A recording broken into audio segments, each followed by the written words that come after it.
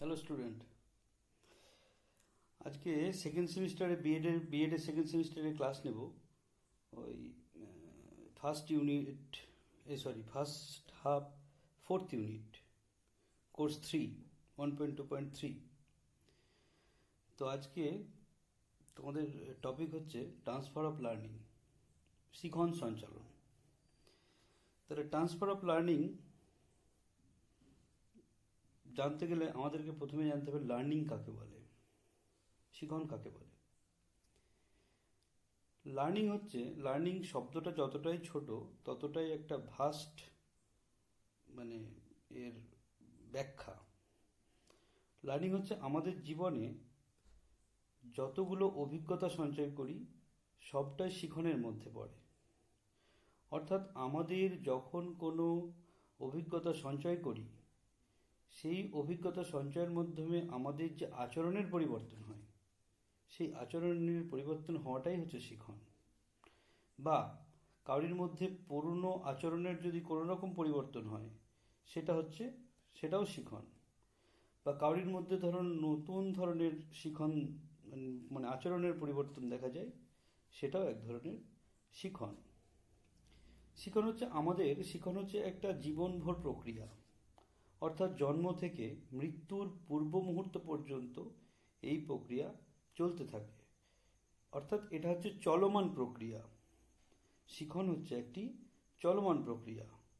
তো অনেক মনোবিজ্ঞানী শিখন সম্পর্কে অনেক কিছু সংজ্ঞা দিয়েছেন।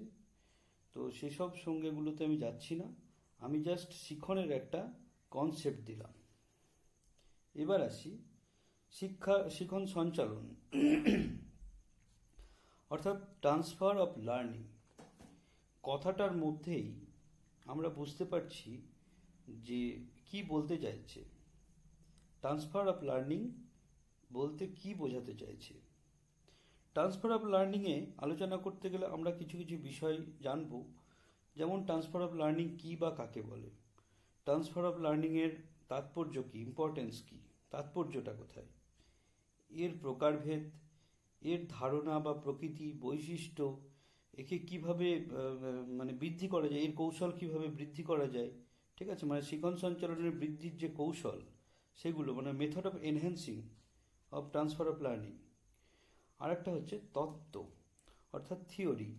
ট্রান্সফার অফ লার্নিংয়ের কী কী থিওরি আছে, এই কয়েকটা জিনিস আমরা আলোচনা করব আজকে।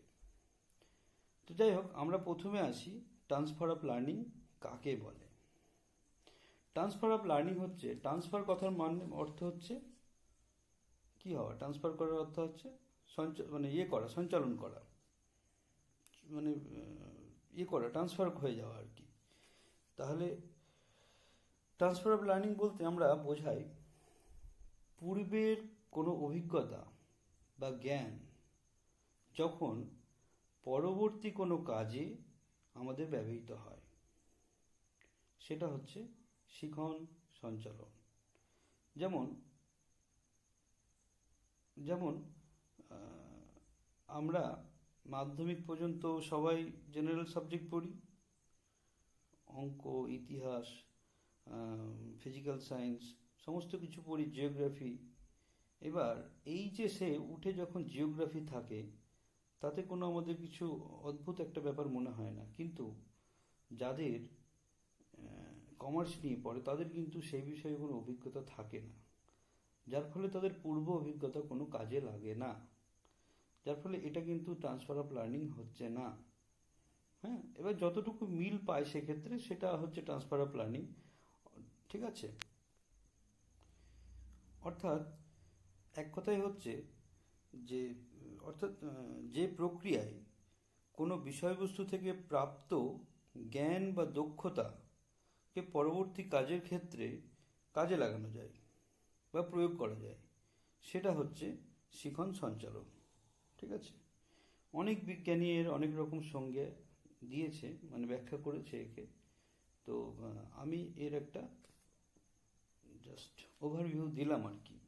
ঠিক আছে, ট্রান্সফার অফ লার্নিংয়ের যেমন অনেকে সাইকেল মানে উদাহরণ হিসাবে আমি এটাও বলতে পারি, সাইকেল চালালে যেমন ব্যালেন্স শিখে, সেক্ষেত্রে তার বাইক চালাতে বা মোটরসাইকেল চালাতে সুবিধা হয়।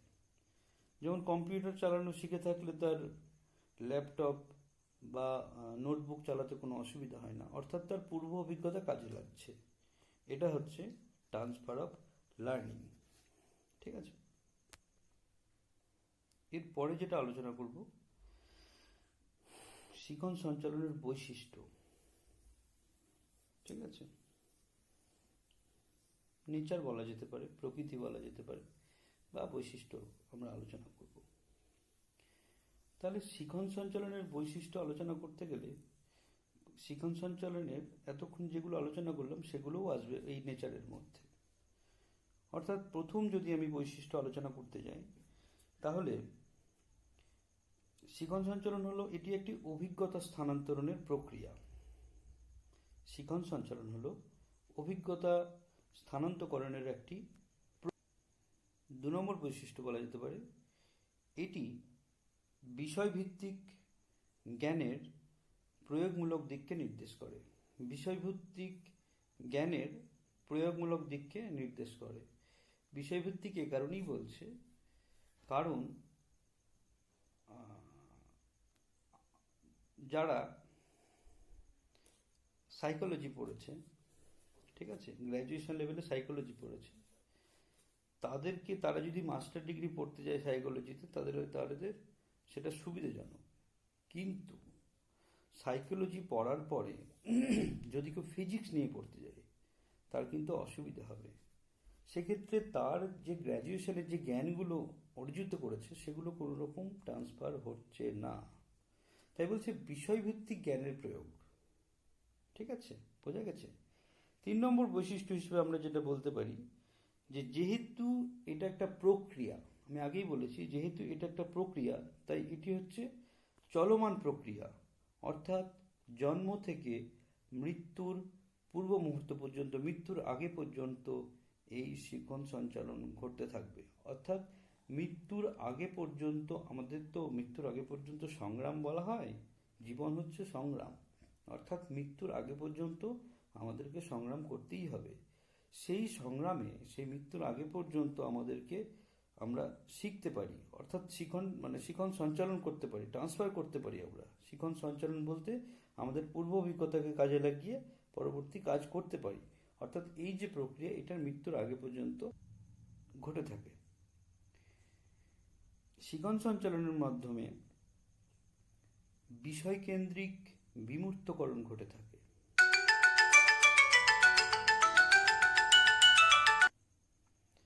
শিখন সঞ্চালনের জন্য বিষয়বস্তুকে আগের থেকে আয়ত্ত করতে হয়। অর্থাৎ আমাদের পূর্বে যদি কোনো বিষয়বস্তু আমরা ভালোভাবে আয়ত্ত করতে পারি, তবেই তো সেটা পরবর্তীকালে কাজে লাগাতে পারবো। তাই বলছি বিষয়বস্তুকে পূর্বে থেকে আয়ত্ত করতে হয়। ঠিক আছে, আর এটা হচ্ছে একটা এমন একটা চলমান প্রক্রিয়া, এটা হচ্ছে অর্জিত অভিজ্ঞতার উচ্চতর প্রবাহমান। মানে একটা অভিজ্ঞতার উচ্চতম একটা দিক। যেমন আমরা উদাহরণ হিসেবে বলতে পারি, যেমন একটা অ্যালফাবেট, আমরা অ্যালফাবেট শিখি তো ছোট থেকে। তাহলে প্রথমে অ্যালফাবেট শিখলাম, অ্যালফাবেট শেখার পরে আমরা কি শিখি? ওয়ার্ড শেখার পরে আমরা কি শিখি? সেন্টেন্স শেখার পরে আমরা কি করি? প্যারাগ্রাফের পরে একটা বুকস। তাহলে এই যে আমাদের যে একটার পর একটা স্টেজ এনহ্যান্স হচ্ছে, বাড়ছে, পজিটিভ দিকগুলো বাড়ছে, জ্ঞানগুলো বাড়ছে, তাহলে সেইটা পূর্ব অভিজ্ঞতা থেকে নিশ্চয় হচ্ছে। প্রথমে আমরা অ্যালফাবেট শিখেছি, অ্যালফাবেট শিখে যাওয়ার পরে নিশ্চয় আর অ্যালফাবেট শিখবো না, আমরা শিখে গেছি। অ্যালফাবেট শেখার পরে আমরা ওয়ার্ড করতে শিখি, ছোট ছোট ওয়ার্ডের পরে আমরা সেন্টেন্স করতে শিখি, সেন্টেন্সের পরে প্যারাগ্রাফের পরে বুকস। এইভাবে আমাদের এই অভিজ্ঞতা থেকে, যে পূর্ব অভিজ্ঞতা, সেটাকে কাজে লাগিয়ে ট্রান্সফার অফ লার্নিং হতে থাকে। তাই বলছি এটা একটা চলমান প্রক্রিয়া, অর্থাৎ সবসময় চলতেই থাকে। এটা পরবর্তীকালে যে শিখন আছে, সেই শিখনের যে কোনো সমস্যার ক্ষেত্রে, যদি কোনো সমস্যা আসে সেক্ষেত্রে সমাধান করতে পারে। অর্থাৎ পূর্ব অভিজ্ঞতা থেকেই এর অনেক কিছু সমাধান করতে পারে। ঠিক আছে, এখন যেটা আলোচনা করব সেটা হচ্ছে শিখন সঞ্চালনের শ্রেণীবিভাগ, অর্থাৎ টাইপস অফ ট্রান্সফার লার্নিং, প্রকারভেদ। একে অনেকভাবে ভাগ করেছে। মোটামুটি সর্বজন গ্রাহ্য যে প্রকারভেদগুলো সেগুলো আমি আলোচনা করছি। যেমন দুজন বিজ্ঞানী মনোবিদ, সালামান এবং পারকিন্স, 1989 সালে তারা দুই ধরনের শিখন সঞ্চালনের কথা বলেছেন। একটা হচ্ছে low road transfer of learning, আর একটা হচ্ছে high road transfer of learning. Low road transfer of learning কাকে বলা হয়, আর high road transfer of learning কাকে বলা হয়, এছাড়াও অনেক ভাগ করেছে, আমরা পরপর আলোচনা করতে করতে যাব। তাহলে লো রুট ট্রান্সফার অফ লার্নিং কাকে বলে? লো রুট ট্রান্সফার অফ লার্নিং হচ্ছে বারবার অনুশীলনের ফলে যখন অর্জিত অভিজ্ঞতা পরবর্তী স্বতঃস্ফূর্তভাবে এবং স্বয়ংক্রিয়ভাবে অটোমেটিক পরবর্তী কোনো কাজকে এগিয়ে নিয়ে যেতে পারে, অর্থাৎ পরবর্তী কোনো কাজে ব্যবহৃত হয়, তখনই সেটা হচ্ছে low road transfer of learning. অর্থাৎ পূর্ববর্তী কোনো কাজ থেকে যখন আমি পরবর্তী কাজে সাহায্য পাই, সেটা স্বতঃস্ফূর্তভাবে অটোমেটিক, সেটা হচ্ছে low road transfer of learning. যেমন আমি কোনো সময় কম্পিউটার চালানো শিখেছি, তাহলে কম্পিউটার চালানো শেখার পরে আমি নিশ্চয়ই ল্যাপটপ চালাতে পারবো।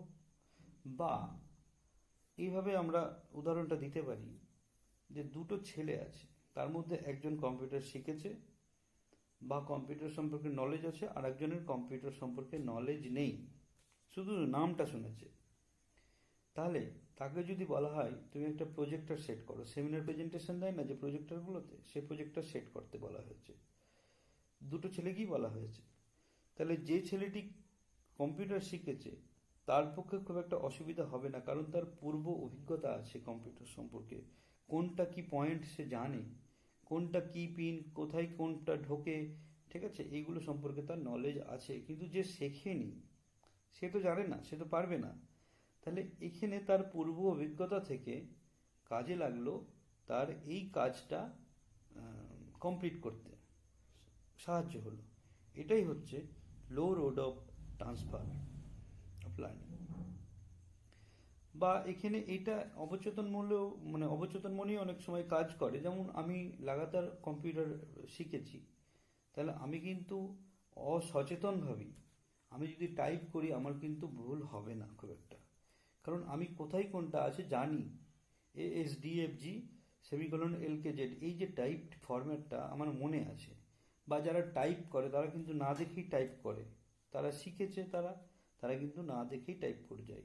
এই যে অসচেতনভাবে কাজ করলেও তারা কিন্তু এটা করে ফেলে, এর জন্য কোনো রিফ্লেকশনের দরকার হয় না। আমি চিন্তা করছি, ওটাকে মনে করছি, তাই তো কোথায় আছে, এরকমের কোনো প্রয়োজন হয় না। অর্থাৎ এটা আমাদের অভিজ্ঞতার সঙ্গে সঙ্গে এটা আচরণটা অভ্যাস হয়ে গেছে আর কি, প্র্যাকটিস করতে করতে। ঠিক আছে, তো এটা হচ্ছে এক ধরনের লো transfer of learning.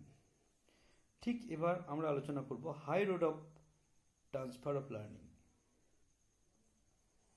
High road of transfer learning কাকে বলা হয়? High road of transfer learning হচ্ছে যখন আমরা আগে যে কাজগুলো করে থাকি সেই কাজের সঙ্গে পরবর্তী কাজ করতে গিয়ে যখন কোনো সাদৃশ্য খুঁজে পাই না, অর্থাৎ কম সাদৃশ্যযুক্ত কাজ করি, অর্থাৎ কোনো রকম সাহায্য পাই না, সেটা হচ্ছে high road of transfer of learning. এখানে সংজ্ঞা হিসেবে বলছে যে পূর্বে সম্পাদিত কোনো কাজের অর্জিত অভিজ্ঞতার বিমূর্ত অংশ যখন পরবর্তী কোনো অপেক্ষাকৃত কম সাদৃশ্যযুক্ত কাজে ব্যবহৃত হয়, তখন তাকে বলা হয় high road of transfer of learning. বোঝাতে পারলাম? High road of transfer of learning হচ্ছে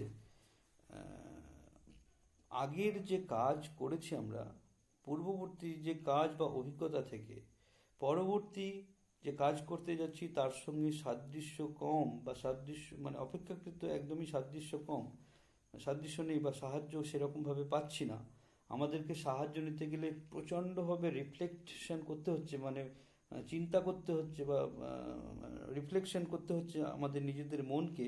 সেইভাবে এটা অসচেতনভাবে হচ্ছে না, মানে সচেতনভাবেই করতে হচ্ছে, ফুল কেয়ারফুলি চিন্তা করতে হচ্ছে। ঠিক আছে, কনসিয়াসনেস দেখাতে হচ্ছে। সেটা হচ্ছে high road of high road of high road transfer of learning. এক্ষেত্রে আমি উদাহরণ দিতে পারি, আমি বাস্তব ক্ষেত্রে উদাহরণ যেগুলো দিচ্ছি সেক্ষেত্রে এটার উদাহরণ দিতে পারি। যেমন বাংলা, আমরা তো বাংলাভাষী, দেখবি বাংলার সঙ্গে হিন্দির অনেকটা মিল আছে।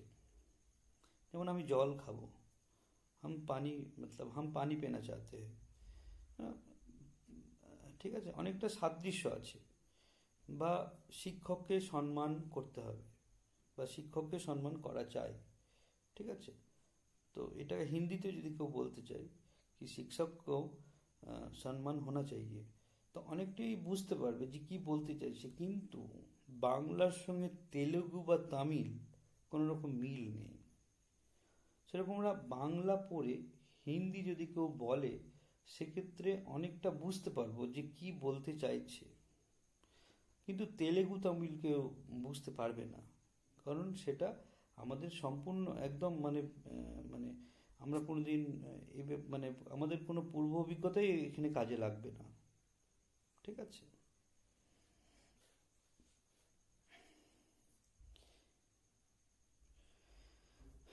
আবার মনোবিদ সালামান এবং ডেভিড পারকিন্স 1992-তে 1992 সালে আবার দুটো ভাগে ভাগ করে এটাকে। আবার দুটো প্রকারভেদের কথা বলেছেন তারা। তারা হচ্ছে, একটা বলেছেন near near transfer of learning, আর একটা হচ্ছে ফার ট্রান্সফার অফ লার্নিং। অর্থাৎ একটা হচ্ছে সন্নিহিত, একটা দূরবর্তী, অনেকটা লো রোড এবং হাই রোডের মতনই। সন্নিহিত অর্থাৎ যেগুলো পূর্ব একই রকম, সন্নিহিত বলতে যে সেগুলি বুঝিয়েছে নিয়ার, যেগুলো পূর্ব অভিজ্ঞতা কাজে লাগে সেগুলো হচ্ছে নিয়ার। আর যেগুলো হচ্ছে পূর্ব অভিজ্ঞতা সেরকমভাবে কাজে লাগে না, মানে অনেক চিন্তা করতে হয়, সেগুলো হচ্ছে ফার, অর্থাৎ দূরবর্তী। ঠিক আছে, এছাড়াও ট্রান্সফার অফ লার্নিংকে তিনভাবে ভাগ করা যায়। একটা হচ্ছে পজিটিভ বা ধনাত্মক, একটা নেগেটিভ বা ঋণাত্মক, আর একটা হচ্ছে জিরো বা শূন্য সঞ্চালন। তাহলে ধনাত্মক সঞ্চালন বা পজিটিভ ট্রান্সফার কাকে বলা হয়? আগেও আলোচনা করেছি, পজিটিভ ট্রান্সফার হচ্ছে যখন কোনো পূর্ববর্তী অর্জিত অভিজ্ঞতা বা শিক্ষা পরবর্তী শিখনের কাজে পজিটিভ এনার্জি সৃষ্টি করে, মানে পরবর্তী কাজ সম্পাদনে সাহায্য করে, সেটা হচ্ছে পজিটিভ ট্রান্সফার। ঠিক আছে, যেমন কোনো ব্যক্তি যদি টেনিস খেলে তাহলে তার কিন্তু ব্যাডমিন্টনে খুব একটা অসুবিধা হবে না, কিন্তু তাকে যদি কাবাডি খেলতে বলা হয় তার অসুবিধা হতে পারে। ঠিক আছে, কারণ টেনিস আর ব্যাডমিন্টন অনেকটা একই টাইপের খেলা। ঠিক আছে, আবার কাউকে যদি ওই রকমই সাইকেল যারা চালিয়েছে ব্যালেন্স করেছে তাদের বাইকেও ব্যালেন্স করতে অসুবিধা হবে না, চালানোটা আলাদা ব্যাপার। ঠিক আছে, কিন্তু ব্যালেন্স করতে খুব একটা অসুবিধা হবে না। সেভাবে নেগেটিভ বা ঋণাত্মক, নেগেটিভ ট্রান্সফার অফ লার্নিং বা ঋণাত্মক সঞ্চালন কাকে বলা হয়? নেগেটিভ হচ্ছে যখন যখন কোনো একটি কাজ বা শিখনের ফলে অর্জিত অভিজ্ঞতা যখন পরবর্তী কোনো কাজে বা শিখনে বাধা সৃষ্টি করে, তখন তাকে বলা হয় ঋণাত্মক সঞ্চালন বা নেগেটিভ ট্রান্সফার অফ লার্নিং। যেমন আমি ভাষার কথা বললাম যে বাংলা, আমাদের বাংলা ভাষা মাতৃভাষা, সেই বাংলা ভাষা থেকে হঠাৎ করে অন্য কোনো ভাষা বলতে গেলে আমাদের একটা জড়তা কাজ করে, নেগেটিভ এনার্জি কাজ করে। হ্যাঁ, যেমন বাংলা ভাষা থেকে হঠাৎ করে আমাদেরকে বলে গড় গড় করে ইংরেজি বলো কেউ, সেক্ষেত্রে আমাদের একটা আটকে আটকে যায় বা আটকাবেই, এটা স্বাভাবিক খুব। ঠিক আছে, কারণ এটা আমাদের স্বভাবসিদ্ধ নয়, বাংলা বলে বলে অভ্যাস আমাদের, এটা অভ্যস্ত নই আমরা ইংরেজি ভাষাতে বা তেলেগু বা তামিল বা, ঠিক আছে, আমরা এগুলোতে অভ্যস্ত নই, তাই আমাদের এটা বাধার সৃষ্টি করবেই। এটাই হচ্ছে নেগেটিভ ট্রান্সফার অফ লার্নিং। আরেকটা হচ্ছে জিরো ট্রান্সফার অফ লার্নিং, অর্থাৎ পূর্ববর্তী যে সমস্ত শিক্ষাগুলো আমরা অর্জিত করেছি, পরবর্তী শিক্ষা বা অভিজ্ঞতার ক্ষেত্রে কোনো রকম বাধার সৃষ্টি করে না, সেইটা হচ্ছে জিরো ট্রান্সফার অফ লার্নিং বা শূন্য সঞ্চালন। অর্থাৎ পূর্ববর্তী বাধা শিক্ষণ বা অভিজ্ঞতা আমাদেরকে পরবর্তী কোনো কাজে বা শিক্ষণে বাধা সৃষ্টি করে না, সেটাই হচ্ছে জিরো ট্রান্সফার অফ লার্নিং। উদাহরণ হিসেবে বলতে পারি, আমরা যখন মাধ্যমিক পাস করি বা উচ্চ মাধ্যমিক পাস করি, কেউ যায় আর্টসের লাইনে, কেউ যায় সায়েন্সে, কেউ যায় মানে গ্র্যাজুয়েশনে পড়তে ঢোকে, কেউ আইআইটি যায়, কেউ ডাক্তার পড়ে। তাহলে তাদের কিন্তু, যারা এইচএস পাস করেছে সায়েন্স নিয়ে, তাদের কিন্তু মেডিকেল সায়েন্স সম্পর্কে খুব একটা নলেজ নাই। তো তারা কিন্তু ওখানেই পড়তে পড়তে শেখে, যার ফলে তাদের সেটা কোনো রকম নেগেটিভ এনার্জি বা পজিটিভ এনার্জি কিছুই কাজ করে না, তারা ওখানে নতুন করে শেখে। বা ম্যারিন সায়েন্স যারা পড়তে যায়, আমাদের তো ম্যারিন সায়েন্স সম্পর্কে কোনো অভিজ্ঞতা নেই, তাহলে সেক্ষেত্রে তারা নতুন থেকে শুরু করে, তাদের মানে কোনো রকম নেগেটিভ এনার্জি বা পজিটিভ এনার্জি কোনো রকম কিছু কাজ করে না। সেটা হচ্ছে জিরো ট্রান্সফার অফ লার্নিং, অর্থাৎ শূন্য সঞ্চালন। শিখন সঞ্চালনের এখন যেটা আলোচনা করব সেটা হচ্ছে শিখন সঞ্চালনের বৃদ্ধির কৌশল, অর্থাৎ method of enhancing of transfer of learning. Transfer of learning যে বৃদ্ধি করার কৌশল, অর্থাৎ আমি কিভাবে পূর্ব অভিজ্ঞতাকে বেশি করে কাজে লাগাতে পারবো পরবর্তী আমাদের কাজে, সেক্ষেত্রে তার কিছু কৌশল আছে। ঠিক আছে, সেই কৌশলগুলো সম্পর্কে আমরা আলোচনা করব।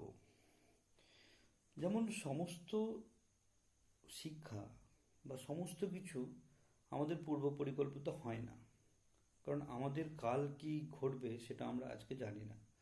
অর্থাৎ পূর্ব পরিকল্পনা অনুযায়ী সেরকম কিছুই হয় না, যার ফলে সব থেকে ওরকম করে তো আর জীবনে চলা যায় না যে পূর্বকাল কি হবে, কিন্তু আমাদেরকে সব দিক থেকে প্রস্তুত হয়ে থাকতে হবে।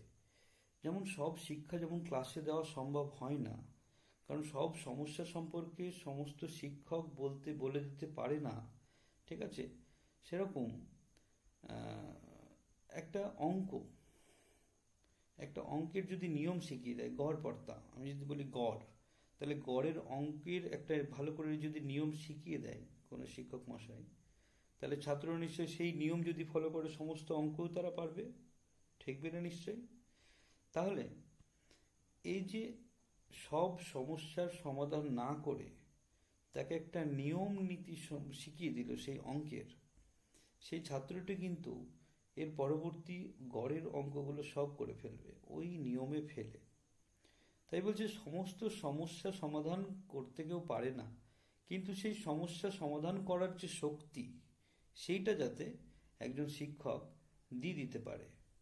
ঠিক আছে, একজন শিক্ষক যাতে ক্লাসরুমে সেই অভিজ্ঞতা তাদের সঙ্গে আলোচনা করতে পারে একজন শিক্ষার্থীদের সঙ্গে। ঠিক আছে, যে পরবর্তীকালে এই সমস্ত হলে পরে এই হতে পারে। শিক্ষক মশাইরা সবসময় বাস্তব উদাহরণ তুলে ধরবে তাদের সামনে, অর্থাৎ এই হলে এই হবে, বাস্তব যে সমস্ত উদাহরণ, বইয়ের উদাহরণ বাদ দিয়ে আমাদের চোখের সামনে যে উদাহরণগুলো আমরা দেখতে পাই, বাস্তব উদাহরণ দিয়ে যদি পড়ানো যায়, আমার মনে হয় সেটা বেশি এফেক্টিভ হয়, কারণ বেশি মনে রাখে, এই হলে এই হয়। ঠিক আছে, তাছাড়া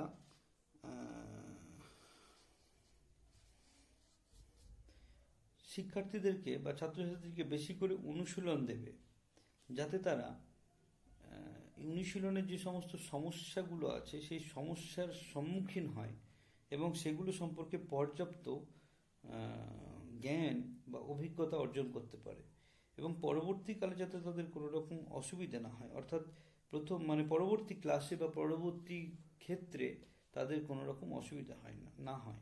যেমন আমি একটা কথা বলি, কারিগরি শিক্ষা, ভোকেশনাল কারিগরি শিক্ষা অর্থাৎ শিক্ষা নিয়ে তুমি কিছু কাজ করো, উপার্জন করো, সেই কারিগরি ভোকেশনাল ট্রেনিংটা নাও, ট্রেনিংটা নিয়ে তুমি কিছু উপার্জন করো। এটা হচ্ছে কারিগরি শিক্ষার মূলভূত মানে মূল আর কি কি বলবো নীতি। তাহলে সে যখন একটা ইলেকট্রিক্যাল ওয়্যারিং নিয়ে পড়ছে, তাকে নিশ্চয়ই সমস্ত খুঁটিনাটি জানতে হবে। সেই খুঁটিনাটি যখন জানতে পারবে তবেই তো সে পরবর্তীকালে ঠিকভাবে কাজে লাগাতে পারবে। তাহলে সেক্ষেত্রে তার বারংবার তার অনুশীলনের প্রয়োজন আছে। সেক্ষেত্রে একজন শিক্ষক যাতে ছাত্রদেরকে অনুশীলন দেয় বারবার করে, সেই অনুশীলন থেকে যাতে শিক্ষা নিতে পারে এবং পরবর্তীকালে যাতে তাদের কোনো রকম অসুবিধা না হয়, সেটা তখন সেই মুহূর্তে শিক্ষণের একটা শিক্ষকদেরকে দেখতে হয়, বা এটা একটা শিক্ষণের অংশ। এবং এর ফলে আমাদের যে low road of transfer of learning, সেই লো রোড অফ ট্রান্সফার লার্নিংকে ত্বরান্বিত করে, অর্থাৎ পজিটিভ এনার্জি কাজ করে। শিক্ষক বা শিক্ষিকাকে একটা দিকে নজর রাখতে হবে, অর্থাৎ তাদের যে শিক্ষার যে নীতি বা জেনারেল প্রিন্সিপাল, সেটা যেন ছাত্রদের মধ্যে বুঝিয়ে দিতে পারে, ছাত্রছাত্রীদের মধ্যে। তাহলে আর সেক্ষেত্রে পরবর্তীকালে কোনো রকম অসুবিধা হবে না। শিক্ষকরা যাতে শিক্ষার্থীদেরকে মুখস্থ করার পিছনে বেশি জোর না দেয়, অর্থাৎ কোনো একটা সাবজেক্টকে মুখস্থ করালাম, সেটা দুদিন পরে আবার ভুলে গেলাম, সেটা কিন্তু ভুলে যাবে। কিন্তু তাদেরকে যদি বোধগম্যতার সঙ্গে শেখানো যায়, সেক্ষেত্রে তাদের সেটা মনে থেকে যাবে দীর্ঘদিন, যার ফলে পরবর্তীকালে কাজে লাগবে। শিখনের সময় যে সমস্ত উদাহরণগুলো বাস্তব হয় বা জীবনমুখী হয়, তবেই সেটার ক্ষেত্রে শিখন খুব সহজ হয়ে যায় ব্যাপারটা। তাদের মনের মতো যদি উদাহরণ হয়, তাহলে সেক্ষেত্রে শিখন সঞ্চালনটা খুব সহজ হয়ে যায়, সহজতর হয়ে যায়। এই শিখন সঞ্চালনের কতকগুলি ফেজ আলোচনা করেছে, অর্থাৎ 3টি স্তরের কথা বলেছে বিজ্ঞানী মনোবিদ গ্রেফাই। কয়েকটি স্তরের কথা এখানে বলেছে শিখন সঞ্চালনের ক্ষেত্রে, যেমন 3টি স্তরের কথা বলেছে। প্রথম হলো অ্যাকুইজিশন স্টেজ, অর্থাৎ অর্জন স্তর, অর্থাৎ এই স্টেজে শিক্ষার্থীরা অর্জন করবে, তাদের যে জ্ঞান সেটা অর্জন করবে। দ্বিতীয় স্তর হচ্ছে রিটেনশন বা সংরক্ষণ স্তর, অর্থাৎ এই স্তরে শিক্ষার্থীরা অনুশীলনের মাধ্যমে প্রাপ্ত জ্ঞানকে সংরক্ষণ করবে তাদের মধ্যে, ঠিক আছে। আর একটা হচ্ছে ট্রান্সফার ফেজ বা সঞ্চালন স্তর। এই স্তরে শিক্ষার্থীরা পূর্ব অভিজ্ঞতা থেকে অর্জিত জ্ঞানকে ব্যবহার করে যে কোনো সমস্যার সমাধান করতে পারবে, ঠিক আছে।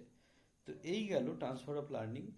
এখন যেটা বাকি থাকলো সেটা হচ্ছে তত্ত্ব, অর্থাৎ theories of transfer of learning. 3 ধরনের তত্ত্ব আছে, 3টে তত্ত্বের কথা বলেছে ট্রান্সফার অফ লার্নিংয়ে। আরও তত্ত্ব আছে, কিন্তু আমাদের মূল 3টে তত্ত্বই আলোচনা করেছে।